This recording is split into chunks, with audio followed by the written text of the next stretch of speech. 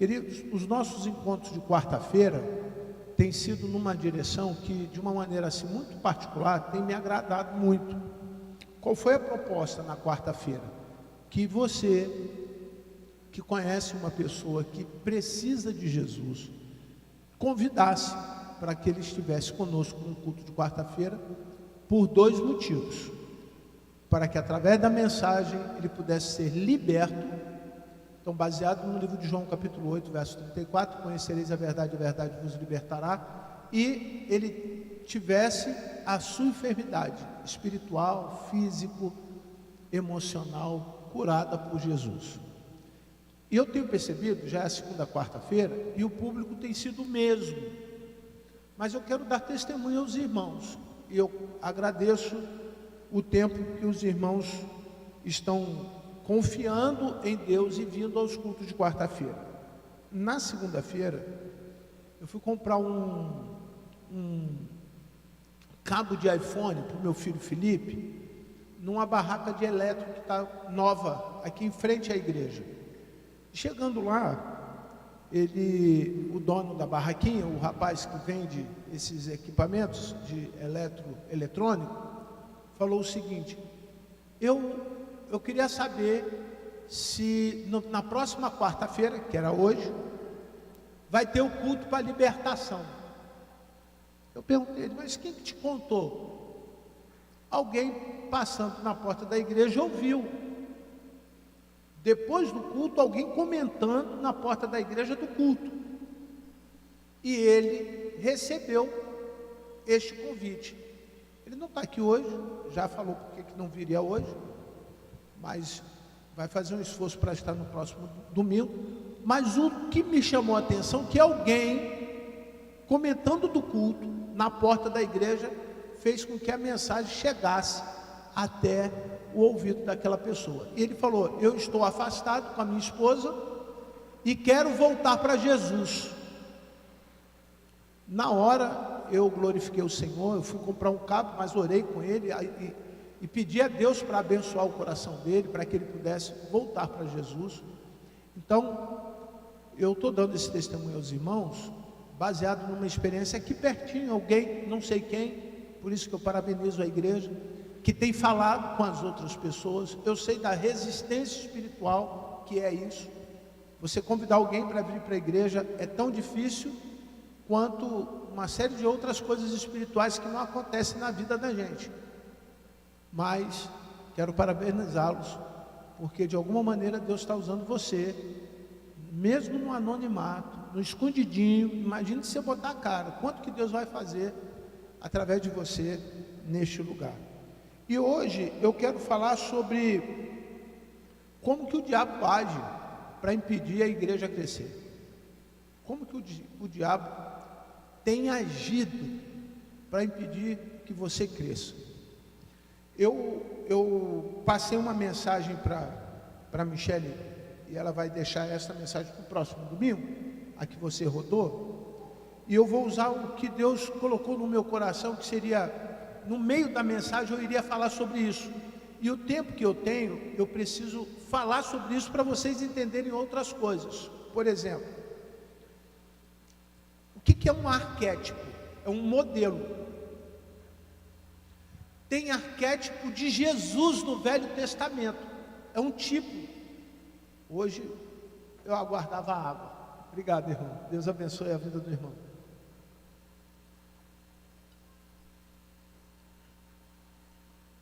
Tem o tipo de Jesus no Velho Testamento, pessoas que foram semelhantes ao nome de Jesus, mas não era Jesus, mas tinha o papel de salvar. Quer ver uma pessoa, todos nós sabemos, que teve esse papel de salvar o povo de Israel da mão de Faraó? Qual o nome? Era um tipo de Jesus. Um outro tipo de Jesus, uma pessoa com uma força extraordinária, e a morte dele foi quanto caótica, catastrófica. Ele foi amarrado com correntes entre duas colunas, furaram-lhe os seus olhos, cortaram os seus cabelos, e ele fez uma oração muito simples. Senhor, me dá força só mais uma vez, que eu vou destruir todos esses pagãos. Qual o nome desse tipo de Jesus? Então, o tipo de Jesus no Velho Testamento eram personagens que simbolizavam de alguma maneira a salvação. E aí nós temos Noé, nós temos Isaías, nós temos Jonas, profetas que foram usados por Deus para a salvação. No Novo Testamento, a encarnação do tipo de Deus na terra está lá no livro de João, capítulo 1, versículo 1. Quem não sabe esse versículo não é crente. Quem não sabe esse versículo não é de Jesus, porque está escrito assim: no princípio era o verbo, e o verbo era com Deus, e o verbo era Deus. No princípio, ou seja, no tempo em que todas as coisas ainda não foram criadas, Deus estava em Cristo, Jesus estava em Deus. Então o tipo de Deus no Novo Testamento é Jesus, a encarnação de Deus. Está claro isso para vocês? Todos estão? Está entendendo, Pedrinho? Está com a cara de assustado, varão. Mas está entendendo? Assim como tem arquétipo de Jesus, tem arquétipo do diabo no Velho Testamento e no Novo Testamento. Quer ver um que muita gente não entende? Mas os reis da Síria, quem foram os reis da Síria? Foram 4 reis que se levantaram lá no livro de 1 Samuel contra Israel para destruir Israel. Mas diz o texto em 1 Samuel que aquele cara era o cara. O cara era o bicho virado no avesso. Era um tipo de Satanás na terra. Quer ver um outro?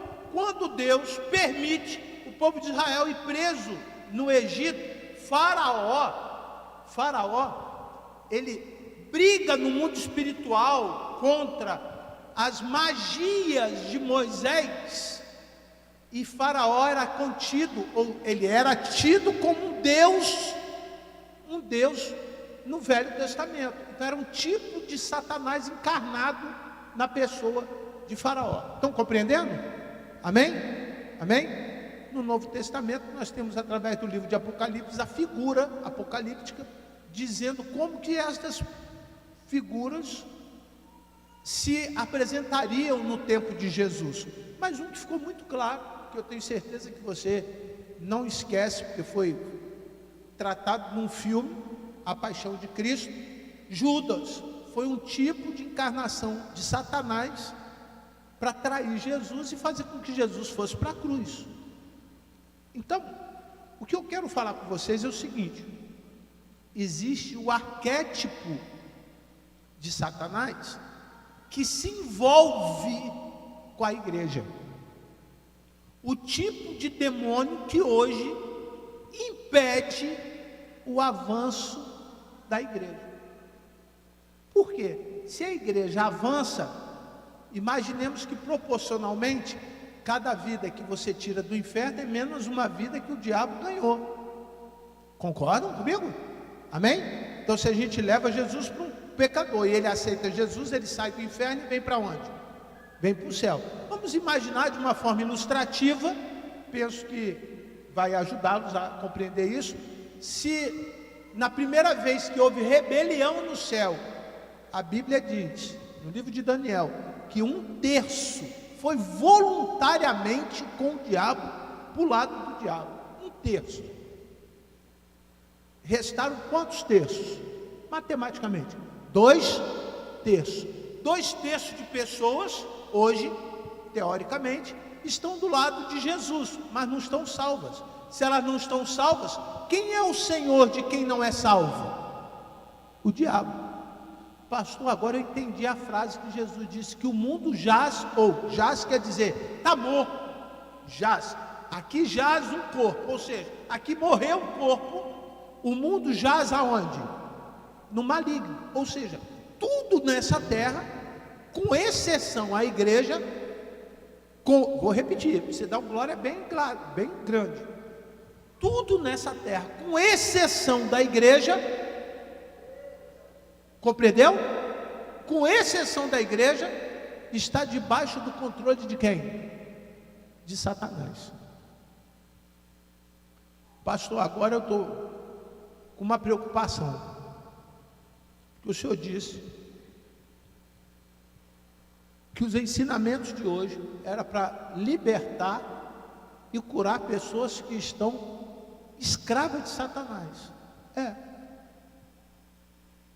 Porque embora você esteja na igreja, você pode não estar num clube, no bar, você pode não estar bebendo, fumando, se drogando, você pode não estar fazendo qualquer outra coisa, você pode estar dentro da igreja, mas não ter nenhum tipo de relacionamento com Deus.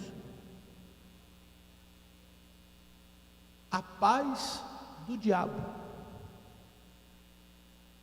Você pode estar numa sensação de que está num quadro de sono, de inteira tranquilidade, num momento em que nós estamos numa completa e profunda crise espiritual.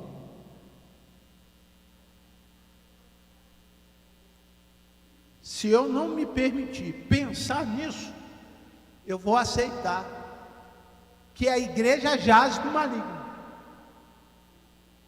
E que o Senhor da igreja não é Cristo, a cabeça da igreja não é mais Jesus Cristo. Daí algumas coisas começam a tomar sentido. Por que vivemos tanto tempo num estado de miséria espiritual que nós não conseguimos nos libertar disso? Por que vivemos tanto tempo na mesmice espiritual que nós não conseguimos nos libertar disso?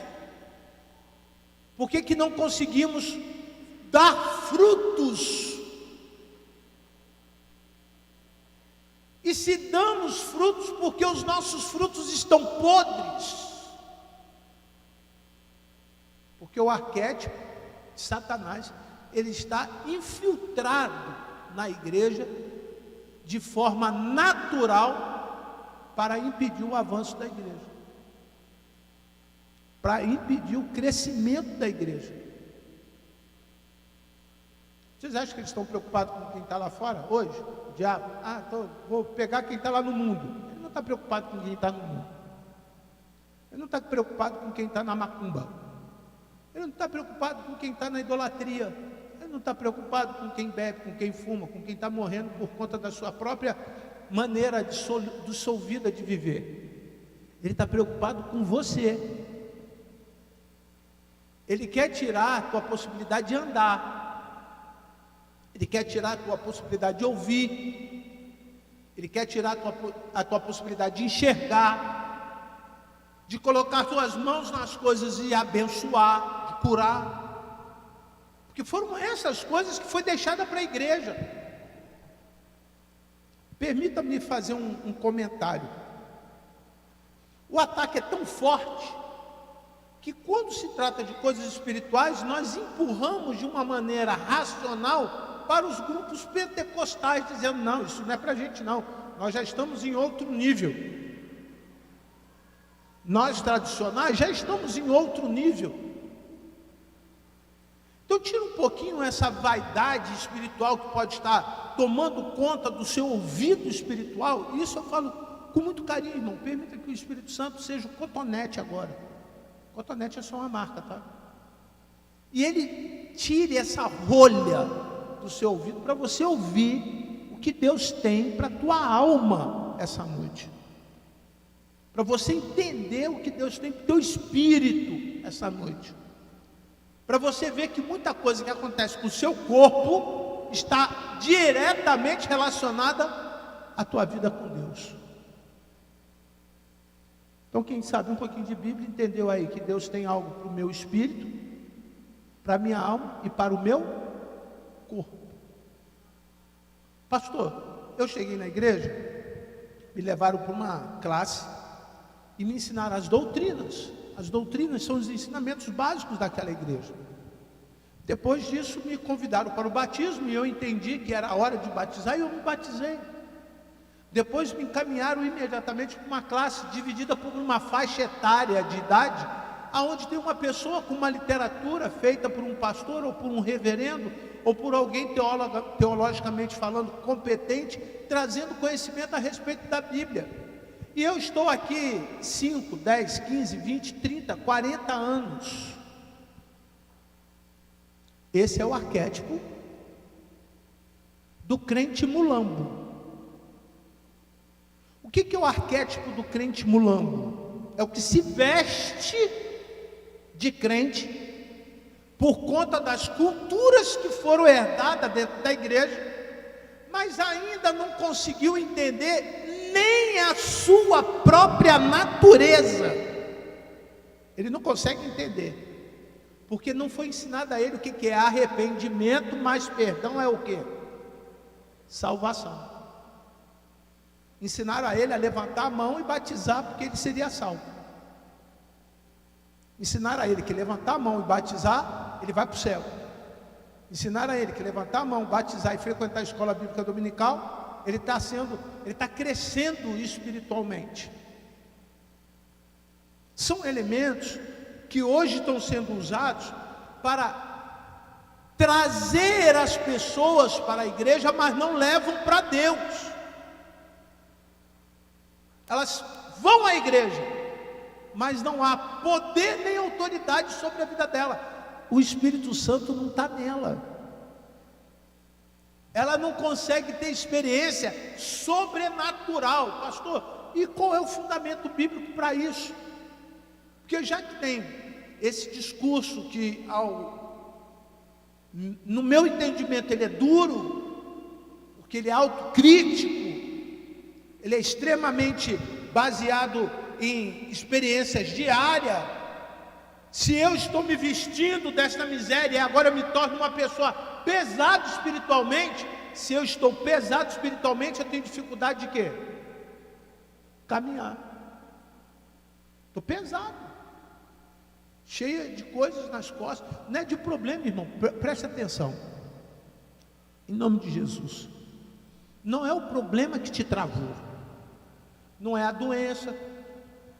Eu fui num culto em Campo Grande que a pessoa tem metástase de câncer no corpo inteiro, e ela pulava, gritava, glorificava, dava glória a Deus, numa alegria fora do normal. E eu fui lá para orar por essa pessoa, porque me disseram que o cara ia morrer.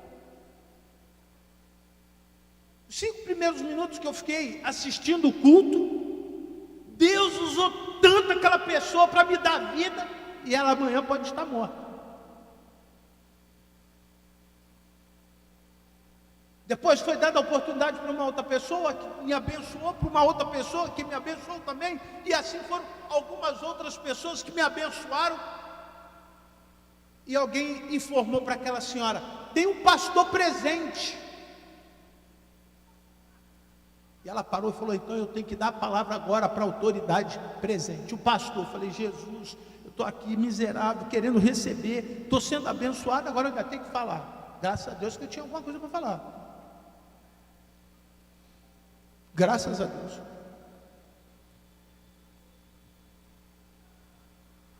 Graças a Deus que eu não estava vestido com uma roupa miserável, que eu não estava mergulhado na miséria espiritual, aonde naquele momento eu poderia não ter autoridade sequer para falar o nome de Jesus. Abra sua Bíblia, por favor, no livro de Isaías, capítulo 61. E o diabo está apanhando agora.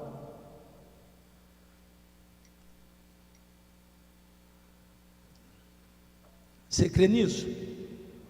Que a palavra diz isso. Isaías 61. Isaías 61 diz assim: o Espírito do Senhor está sobre mim, porque o Senhor me ungiu para pregar boas novas aos pobres, enviou-me para curar os quebrantados de coração e proclamar a libertação aos cativos e por liberdade a quem? Você pode repetir assim: liberdade aos algemados.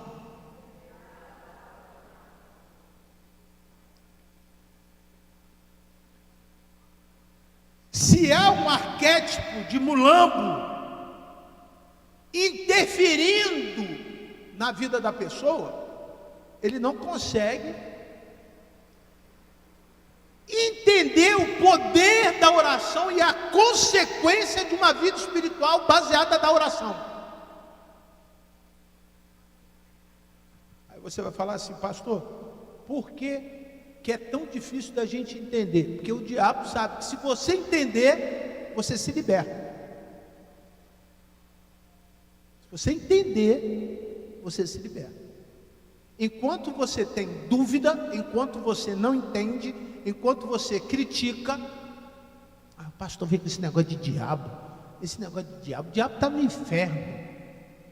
O pastor vem com essa história aí de eu tenho que andar, eu tenho que crescer, eu tenho que ter poder na minha oração. Não, eu estou bem do jeito que eu estou. Eu lembro de um filme, de um desenho do Tom e Jerry, e tinha um gato grandão que ajudava o ratinho. E toda vez que o Tom, o gato que é da briguinha dos dois, né, queria pegar o rato, o grandão ia lá e dava um socão no Tom. Toda vez. Aí ele entendeu que mesmo da mesma espécie, tem quem conviva bem com quem? Com os ratos. Irmão, crente não tem como conviver bem com rato. Crente não tem como conviver bem com porco, com quem vive e anda no pecado. Crente não tem como viver com pessoas que estão endemoniadas. Não tem como viver bem. Porque se você se associa a isso, você começa a ter hábitos, costumes, comportamento igual ao deles. E o Espírito Santo fica onde nisso? O Espírito Santo fica triste. O Espírito Santo chora. O Espírito Santo se ausenta do teu entendimento. E o Senhor deste século, a Bíblia diz, cega o nosso entendimento. E cegando o nosso entendimento, nós ficamos como na igreja? Vestido de pó e miseráveis. É assim que o diabo quer você dentro da igreja. Ele não quer você vestido de príncipe. Ele não quer ver você alegre. Ele não quer ver você com saúde emocional. Ele não quer ver você bem.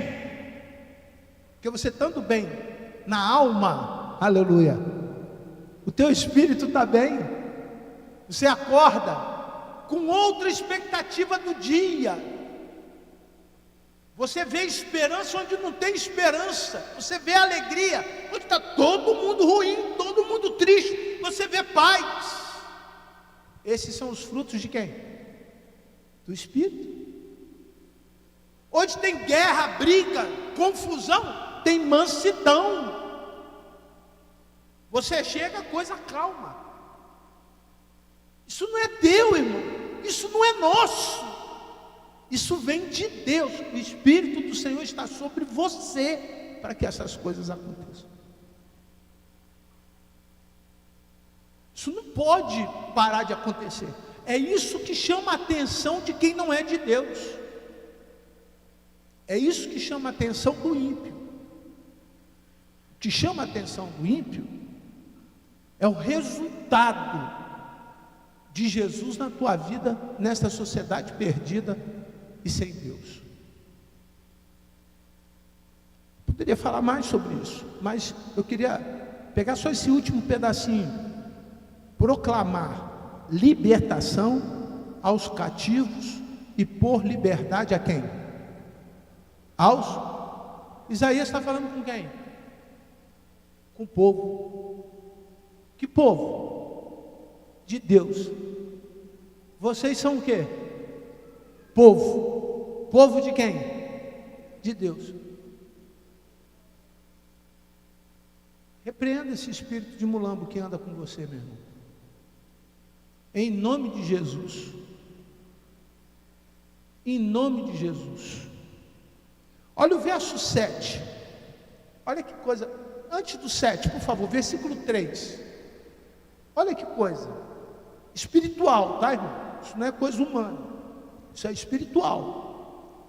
Leiam, por favor, porque os irmãos já sabem por que eu faço tanta questão que os irmãos leiam comigo. Vamos lá. E pôr sobre os que choram em Sião uma coroa em vez de cinza. Para quê? Para quê? O que está sobre a nossa cabeça? É o Espírito de Deus ou uma coroa de cinzas? O que significa coroa de cinzas? O que significa isso? Humilhação. Você já parou para pensar que você vive um tempo muito grande da tua vida humilhado? Sendo humilhado? Você já parou para pensar nisso?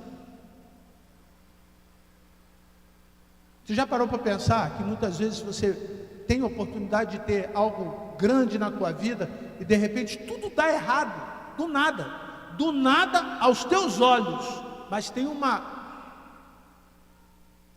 ordem espiritual acontecendo à sua volta para que não dê certo? Você já parou para pensar nisso? Que não é casual esse estado que muitas vezes você fica anos esperando um favor de Deus. Você fica esperando apenas um dia de bênção. Isso não é comum. E pôr sobre os que choram em Sião uma coroa em vez de cinzas. Olha agora o que Deus pode fazer: óleo de alegria em vez de pranto.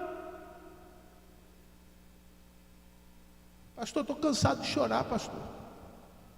Irmão, o demônio não chega na tua vida gritando: sou o demônio. O demônio não chega na tua casa no outdoor dizendo: estou entrando. Inclusive Jesus fala que o ladrão não vem avisando o dia. Por isso você tem que estar com a porta trancada. Irmão, que estado é esse? Não estou falando de estado baseado na teoria de Platão que fala sobre a ciência do estado, não. Estou falando a composição. Que natureza é essa? E pôr sobre os que choram em Sião uma coroa de cinzas, olhos de alegria em vez de pranto. Olha agora, manto de louvor em vez de espírito o quê?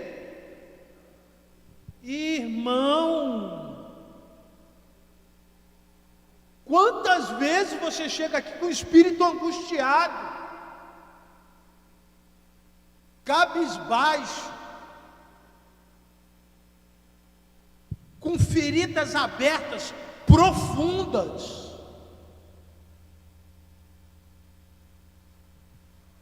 Manto de alegria, ao invés de manto de vergonha. Manto é roupa. E manto só tem quem é príncipe. Quem não tem, os escravos, não tem manto. José, quando estava lá no buraco, foi lhe dado uma capa, não era manto. Olha que simbologia. Mas quando ele sai do buraco e é levado até o príncipe do Egito, quando ele vira governador, lhe dão o quê? Um manto.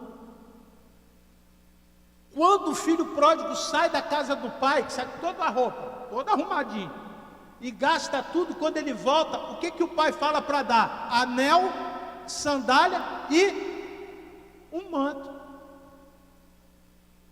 Manto é coisa de gente especial. Aleluia. Por que você anda com trapo, cara? Com a sua vida cheia de buraco, com a sua cabeça cheia de buraco.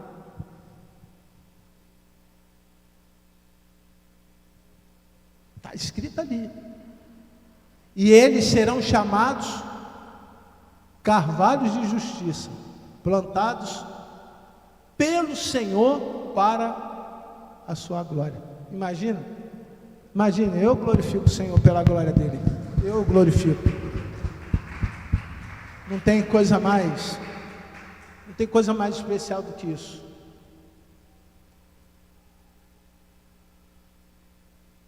A natureza de Satanás não é imperceptível.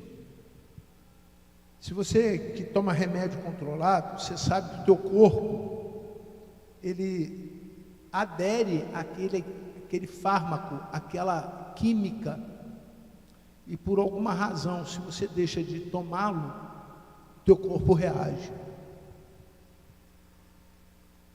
O corpo está reagindo, a igreja está reagindo. O Espírito Santo é o remédio da igreja. O Espírito Santo é o teu remédio, meu irmão. E se você não sente falta do remédio, tem alguma coisa errada em você. Você precisa sentir falta da igreja. Você não pode ter amor às coisas espirituais. Você precisa ser as coisas espirituais daqui deste lugar. Você não pode estar confiante que é com o seu braço que você vai vencer a batalha e a guerra. Mas com, aleluia, manto de louvor plantado como carvalho de justiça. Isso é para uma igreja que Jesus tem alegria. Por último, verso 7. Leiam, por favor.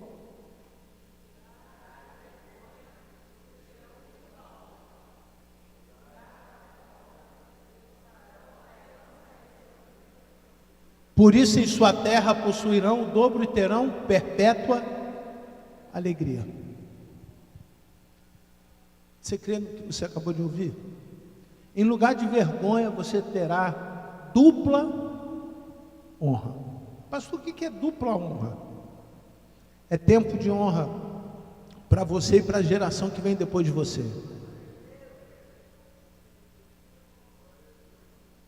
Você não pode deixar de atacar o inferno. Você precisa ser implacável nas coisas espirituais. Você não pode negociar, anunciar derrota.